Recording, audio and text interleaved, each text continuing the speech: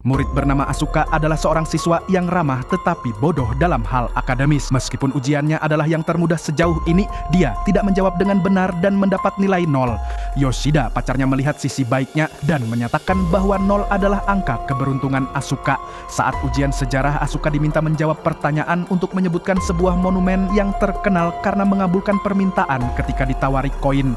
Dia tidak tahu jawabannya, tetapi alih-alih membiarkan soal itu kosong, dia menulis nama tempat ngasal yang disebut Gachiemo. Tepat saat dia menuliskan nama itu di kertas, cahaya terang terlihat di luar jendela. Di suatu tempat di kota, jalur hutan aneh tiba-tiba muncul dengan sendirinya. Keesokan harinya, saat Asuka dan Yoshida akan OTW ke sekolah, mereka menemukan lubang seperti hutan yang sebelumnya tidak ada. Karena penasaran, mereka memutuskan untuk masuk ke sana. Setelah berjalan selama 1 menit, mereka menemukan sebuah kuil yang tulisannya tidak bisa dibaca. Asuka melempar koin dan berharap mendapat nilai 100 pada ujian berikutnya. Keduanya kemudian kembali ke sekolah tanpa terlalu memikirkan tempat tadi. Ujian selanjutnya, Asuka mendapat pertanyaan tentang dunia politik. Pertanyaan pertama menanyakan nama Perdana Menteri Jepang saat ini. Tetapi karena Asuka tidak bisa menjawab dan tak ingin pertanyaan itu kosong, maka dia menjawab nama Yoshida untuk pertanyaan itu.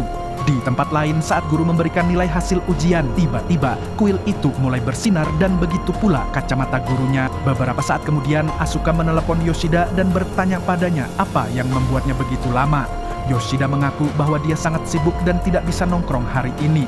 Tepat setelah panggilan tersebut, dia mendapat pesan teks dari teman sekelasnya yang mengatakan bahwa Yoshida dalam masalah besar. Ternyata dia telah terpilih menjadi Perdana Menteri Jepang. Wawancara dirinya yang berpose di depan kamera sebagai Perdana Menteri menjadi viral di media sosial. Keesokan harinya, Asuka pergi ke sekolah. Dia masih bingung tentang bagaimana Yoshida, pacarnya, bisa berubah menjadi Perdana Menteri. Beberapa berita lain tentang presiden berbagai negara yang hilang juga beredar di sekolah. Guru datang dengan kertas ujian yang sudah dinilai dan menyerahkan kertas ujiannya kepada Asuka sambil tersenyum lebar.